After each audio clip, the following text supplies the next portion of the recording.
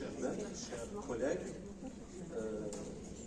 Une deuxième fois, je remercie les laboratoires Novo Nordisk pour leur confiance et je remercie encore une fois l'association AIDA qui arrive à réunir, ça a été dit tout à l'heure, les internistes libéraux et publics, les jeunes et les moins jeunes. Il est difficile de le faire ces derniers temps. Alors, Novo Nordisk m'avait demandé de parler de l'insulinothérapie, notamment donc la nouvelle insuline que je vais vous présenter tout à l'heure, du contrôle glycémique à la sécurité cardiovasculaire. Tout d'abord, un passage obligé, un peu d'épidémiologie pour vous rappeler des choses que vous connaissez, une pandémie, des chiffres effrayants puisque on a dépassé le demi-milliard il y a quelques années et c'est prévu une augmentation de 46% d'ici quelques années. Notre région et notre pays n'est pas à l'abri, comme vous le voyez, une augmentation de 87% dans la région, notre région, la région MENA. Dans notre pays, le chiffre d'actualité, il est toujours d'actualité, le 14,4%. Il date de 2016-2017, le travail a été effectué avec une méthodologie rigoureuse.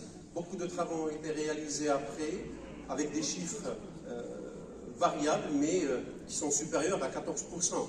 Juste pour vous donner une idée, dans le Sud, il y a un travail qui a eu lieu il y a quelques temps, avec une prévalence de 17%. Ça inquiète pas mal de personnes. Alors, une pandémie, ça va en augmentant, ça nous conduit directement à la prise en charge et au défi de l'équilibre glycémique. Une plaque que vous connaissez, un défi mondial, diabète type 1, diabète de type 2, avec des moyens d'hémoglobine glyquée qui ont été déjà avancés, que j'ai déjà présentés, variables d'un pays à un autre, d'un continent à un autre, mais comme vous le voyez, très élevés. Dans notre pays encore, des travaux ont été faits, des méthodologies différentes qui peuvent être discutées, mais l'information, elle est là. En passant de Diarker au résultat de baromètre, c'est 8,5, 8,4, c'est aussi inquiétant. Alors, en parlant de défis, on passe directement aux raisons qui expliquent ces hyperglycémies moyennes, et beaucoup de choses l'expliquent. Et un des éléments les plus importants à mon sens, je pense que vous serez d'accord, c'est l'hypoglycémie, qui est un des obstacles à cet équilibre glycémique. L'hypoglycémie, ou plus encore la peur de l'hypoglycémie, une plaque que vous connaissez, que j'ai déjà présentée. Donc le pourcentage, c'est une enquête qui a été réalisée auprès dans plusieurs pays aussi, des patients qui, après une hypoglycémie sévère ou moins sévère, le pourcentage de diabétiques de type 1 qui diminue la dose de leur insuline, ou parfois même saute une injection d'insuline, et parfois deux pour les diabétiques de type 2, et aux alentours de 80%, et aux alentours d'un patient sur deux pour ce qui est du diabète de type 2. Alors, un autre travail qui a été déjà présenté, une enquête aussi qui a été faite auprès de 1250 patients, médecins généralistes et spécialistes en diabétologie, et ces médecins, à pratiquement 80%, 72%, estiment que les hypoglycémies seraient un frein à une prise en charge, j'allais dire, optimale de ces patients diabétiques. Alors, le taux d'hypoglycémie est plus élevé que prévu. Ça a été démontré dans une grande enquête aussi. Plusieurs pays, plusieurs continents et plusieurs praticiens. HAT Study, HAT pour Hypoglycemia Assessment Tool, Alors, on avait interrogé, on avait interrogé des bases de données, bien sûr, donc c'est des pays qui possèdent des bases de données. On avait interrogé les bases de données sur les 6 mois, c'est une étude rétrospective, et on avait incité les médecins à suivre ces patients sur une étude prospective d'1 mois. C'est énorme, c'est 27 587 patients diabétiques de type 1 et de type 2, et les résultats sont là pour le diabète de type 1, ça passe du simple au double de l'étude rétrospective par rapport à l'étude prospective, et la même chose du simple au double pour ce qui est du diabète de type 2, voire même le triple. C'est-à-dire que les patients ne déclarent pas obligatoirement aux médecins, aux infirmiers, au personnel de santé les hypoglycémies, et tenez-vous bien, même des hypoglycémies sévères ou graves. Alors, parlant d'hypoglycémie, peur de l'hypoglycémie, peut-être qu'ils n'ont pas tort, puisqu'on connaît beaucoup de conséquences de l'hypoglycémie. Je vais juste les lister, des complications au niveau cérébral, au niveau du cœur, l'infarctus, l'arythmie, le dead in bed syndrome, l'appareil locomoteur avec toutes les complications, et au niveau aussi inflammation artérielle, anomalie de la coagulation, etc. Il n'y a pas que ça, et je pense que c'est pour ça aussi que médecins et malades ont peur de l'hypoglycémie. On sait qu'il y a un risque accru de décès après un événement hypoglycémique grave. Vous voyez, le risque, il est pratiquement multiplié par 4 15 jours après un événement hypoglycémique, et ce risque diminue au fil du temps. Et à votre droite, comme vous le voyez, la récurrence de ces hypoglycémies graves pose problème, puisque ça augmente jusqu'à pratiquement,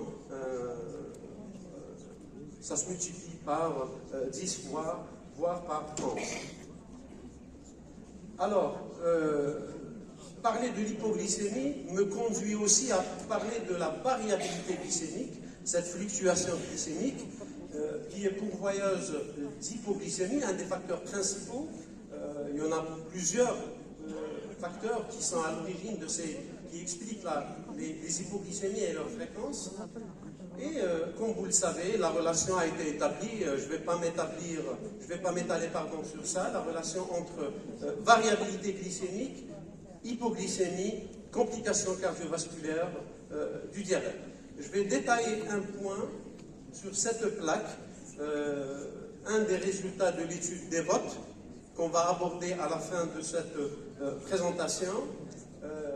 L'étude de DEVOT avait analysé la variabilité glycémique par un moyen assez simple, hein, c'est la glycémie à jeun 3 jours avant la consultation, le contact mensuel, je vais en parler peut-être tout à l'heure. Il se trouve que les patients qui ont une variabilité moindre avaient, et de manière significative, moins d'hypoglycémie sévère. Ces patients ont moins de MACE, infarctus, décès d'origine cardiovasculaire, etc. Ils ont aussi moins de mortalité, toutes causes confondues. Vous le voyez très bien en bleu foncé à votre gauche. Alors,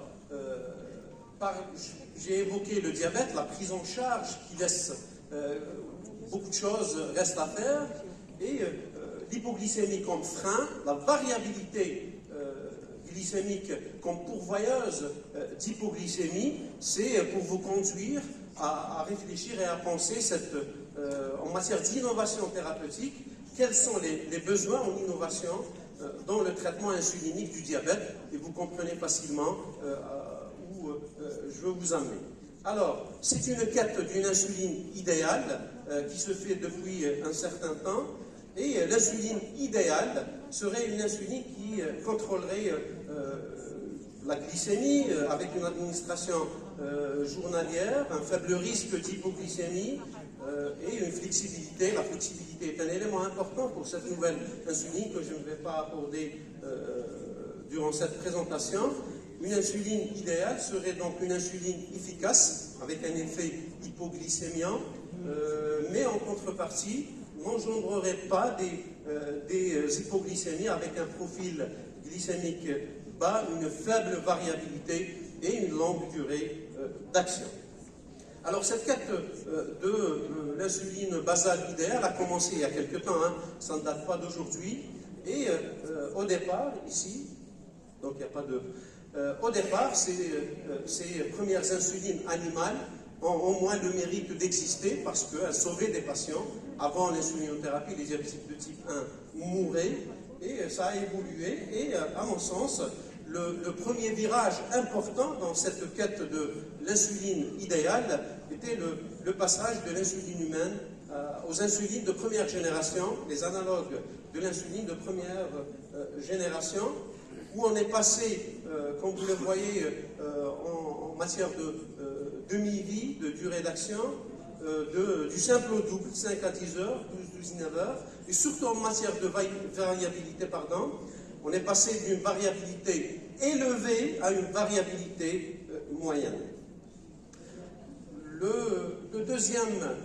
La deuxième étape, le deuxième virage important, constitue aussi le passage, qui date de quelques années, des insulines analogues de première génération aux insulines analogues de deuxième génération, où on est passé encore une fois du simple au double en matière de demi-vie, et en matière de variabilité, on est passé de moyenne à une variabilité très faible. L'insuline Degludec, Tresiba, est une innovation en matière de traitement du diabète. Elle est différente des autres insulines pour plusieurs raisons, notamment son caractère d'ultra, sa durée d'action qui est ultra lente, donc elle permet beaucoup d'avantages, mais surtout, par opposition aux autres insulines, la précipitation qui se fait en microcristaux, la précipitation ou la formation de l'insuline Degludec se fait en chaîne. Je vais juste après cette plaque vous montrer comment elle se fait. Une chaîne de multi-hexomères, ça va se libérer des deux bouts progressivement. C'est ce qui fait que la durée d'action est très longue et une demi-vie qui avoisine les 25 heures. Et c'est ce qui fait aussi que ça réalise une véritable innovation thérapeutique. L'insuline que vous connaissez avec les deux chaînes, les pendisulfures, ce qui a été fait, c'est un acide aminé terminal qui a sauté, et on a rajouté un acide gras, l'hexadécadécandiol, avec un spicer, un acide aminé. Ça paraît simple, mais c'est le résultat de plusieurs décennies de recherche et de travail, et ce qui a conduit donc à une formulation particulière. Elle existe sous forme de dihexamère. Une fois injectée, les dihexamères vont perdre du phénol et constituer cette chaîne, plusieurs chaînes, et progressivement, ils vont perdre du zinc, et les deux monomères vont se libérer. C'est ce qui explique la longue durée de cette insuline. Ça a conduit sur le plan pharmacocinétique aussi à une variabilité moindre en intrajournalière sur les 24 heures, comme vous le voyez en bleu à votre gauche. Sur les 24 heures, un effet hypoglycémiant qui est stable, qui est uniforme, 0,6 heures, 6-12 heures, 12-18 heures, 18-24 heures, c'est à peu près stable, la même chose. Et à votre gauche, vous voyez donc que l'effet de la glargine, par exemple, U100 diminue avec le temps, avec un effet hypoglycémiant qui n'est pas le même entre 0,6 heures et 10-24 heures. La variabilité intrajournalière aussi a été comparée, c'est les travaux de Hales que vous connaissez probablement puisqu'on en parle souvent. Donc en 2017, il a encore comparé à l'insuline U300. Vous voyez à votre gauche la stabilité et l'effet hypoglycémiant qui est constant, 0,6 heures jusqu'à 18-24 heures, et à votre gauche un effet variable sur les 24 heures. La variabilité interjournalière Donc cet effet hypoglycémien a été comparé aujourd'hui par rapport à demain, par rapport à après-demain. Et l'insuline dégludex se distingue encore une fois par cette stabilité sur les 24 heures en comparant les différentes journées. Et comparé à la U300, ACE aussi, c'est les travaux de ACE. Donc une variabilité par rapport à la U100, par rapport à la U300. 4 fois moins de variabilité de la dégludex dans les deux cas, comme vous le voyez, c'est flagrant. Alors, c'est de la pharmacodynamie, c'est de la pharmacocinétique. Ce qui nous intéresse, c'est peut-être les bénéfices cliniques. Nous, médecins, on s'intéresse directement à ça. Et pour ça, beaucoup de travaux ont été réalisés. Alors, des travaux, des études randomisées, contrôlées ont été faites. Plusieurs, il n'y a pas que ça. Il y a aussi des travaux de vraie vie. Je vous rapporte 3 études. On va détailler une des deux côtés. Et comme vous le voyez, c'est flagrant. Avec, donc, par exemple, pour les études randomisées contrôlées, pour des hémoglobines glyquées visées et de manière identique, le 7%, c'est des études series to target. Vous voyez une réduction avec des étoiles, ça veut dire que c'est significatif, de la glycémie à jeun, de la dose d'insuline et des hypoglycémies. Pour les études de vraie vie, vous voyez donc ce qui se passe dans la vraie vie, moins d'hémoglobine glyquée et moins d'hypoglycémie aussi. Alors, on va commencer par les études randomisées et contrôlées. J'ai pris l'exemple de l'étude Switch 2. Switch 2 avec un design particulier, mais il est commun à plusieurs autres études, donc d'autres domaines aussi.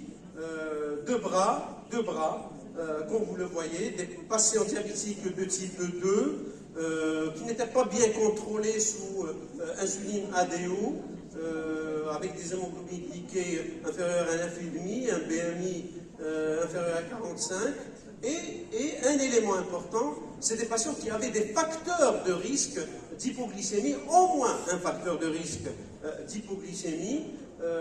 Alors, deux bras. Le premier bras, donc, c'est on administrait de l'insuline dégludex, et le deuxième bras, de l'insuline glargine, une titration sur 16 semaines, puis une période de maintenance, j'allais dire, sur 16 semaines, puis on alternait. Donc les patients qui recevaient de l'insuline dégludex recevraient donc après ces 16 semaines de maintenance de l'insuline glargine. C'est un élément important, ce switch, ça renforce la qualité et l'impact et la force de ces études, et ça dégage des facteurs propres aux patients, puisque on va voir les résultats des mêmes patients avec l'insuline dégludex et avec l'insuline U100. C'est un protocole qui est appliqué dans beaucoup de travaux. Directement les résultats, donc les deux courbes, c'est une étude de phase 3, Target, donc les deux courbes se superposent, on a atteint rapidement l'hémoglobine glyquée de 7%, mais il y a une différence bien sûr. Sur les hypoglycémies totales, comme vous le voyez, une réduction de 30%, sur les hypoglycémies sévères, une réduction de 46%, et sur les hypoglycémies nocturnes, une réduction de 42%, c'est énorme. Alors, juste pour attirer votre attention, que l'étude Switch 2 a été publiée en même temps que l'étude Switch 1, et vous devinez, Switch 2 pour les diabétiques de type 2, Switch 1 pour les diabétiques de type 1, même protocole et même résultat.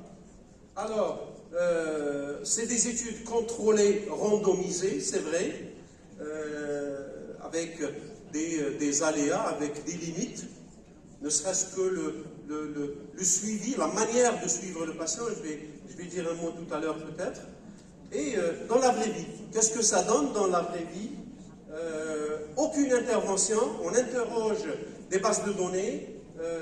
Alors, dans les études de vraie vie, plusieurs, notamment ces 3 premières études, j'ai choisi pour vous une étude de vraie vie réalisée aux États-Unis. On a interrogé une base de données, tout est numérisé, vous le devinez. Et on avait comparé, donc on avait pris des patients et on avait comparé ceux qui avaient, sans aucune intervention, ceux qui recevaient de l'insuline degludec, 4056 patients divisés en deux groupes, naïfs à l'insuline, donc soit de l'insuline degludec, soit de la glargine U300. Et l'objectif principal était d'évaluer et d'estimer le contrôle glycémique après 6 mois de traitement. Des objectifs secondaires, c'était bien sûr les épisodes glycémiques, le changement du taux de ces épisodes glycémiques, le pourcentage de patients qui ont expérimenté pour la première fois une hypoglycémie sévère, et bien sûr donc la continuité dans le traitement. C'est important dans la vraie vie. Les patients arrêtent leur traitement pour des raisons multiples et on voulait estimer à peu près le nombre ou le pourcentage de patients qui ont continué leur thérapeutique. Alors, le design, directement, donc on va passer au résultat sur le contrôle glycémique. Une réduction dans ce travail, dans cette étude de vraie vie américaine, une réduction et de manière significative de l'hémoglobine glyquée entre 0 et 6 mois, de l'insuline degludec par rapport à l'insuline glargine.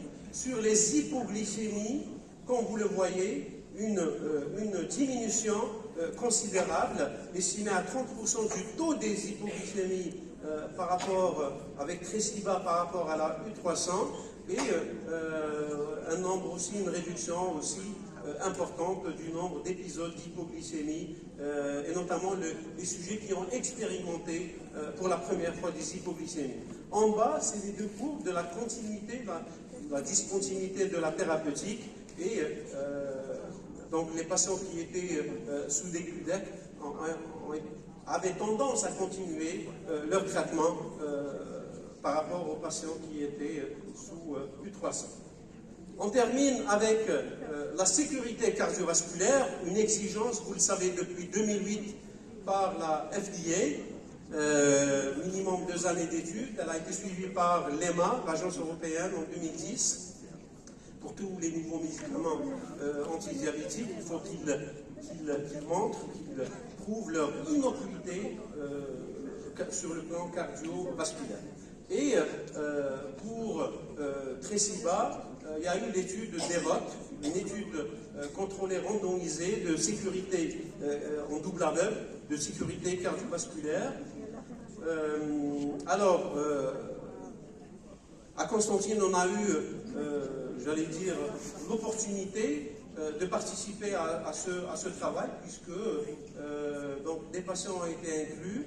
À l'échelle nationale, l'Algérie a participé avec 63 patients sur les 7637 patients. Le patient algérien, le profil algérien était représenté. On a eu l'opportunité, mais je pense que c'est une chance de participer à des études de phase 3 parce qu'on apprend beaucoup de choses. C'est le cas de plusieurs centres à l'ouest et au centre aussi.